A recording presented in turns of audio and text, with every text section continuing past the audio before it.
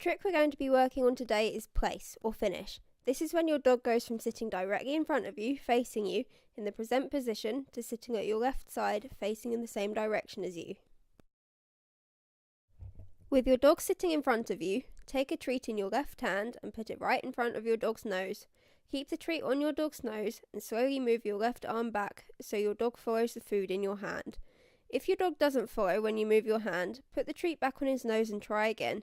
You may need to move your hand more slowly or have a smellier treat that your dog's more interested in, such as cheese or sausage. The height of your hand will depend on the height of your dog, so if you have a small dog, you might have to bend down.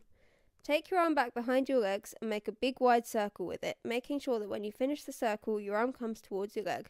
Make sure your dog is still following your hand as you move it. If he stops following, just put the treat back on his nose and keep encouraging him. It may also help if you try and make it exciting for him by saying, "What's this?" and trying to make the treat really interesting. When your arm gets to your leg, bring your hand up with the treat on your dog's nose to lure him into the sit position. Give your dog the treat while he's in the position.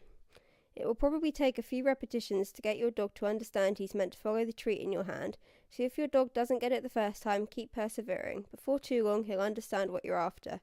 Repeat this stage lots of times until your dog's doing it easily with the lure of the treat in your hand each time you ask him. At this point, you can add the cue: place, finish, or my dogs know it is close. You can then start to fade out the lure. You can keep treats in your hand to start with, but make the hand signal smaller. When this is consistent, you can try with no treats, but make sure you give the dog a treat from your pocket or a treat pouch when he's in the finished position. There's no rush to fade out the lure. It's best your dog completely understands what you're asking of him before you move on to the next step. If your dog does get confused, take a step back and repeat the exercise using food or a bigger hand signal before trying to move on.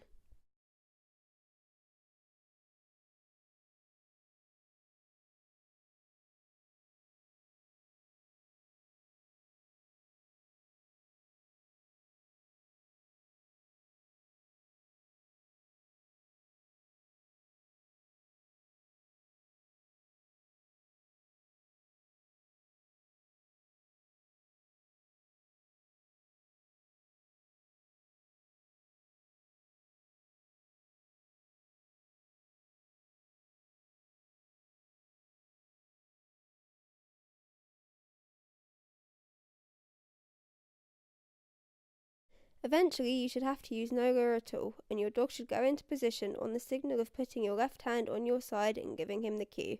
The amount of time this takes will depend on the individual dog, as they all learn at different speeds, and how many times you practice the trick. It's not something your dog will learn in one session, and it might take a couple of weeks or more to get the final result.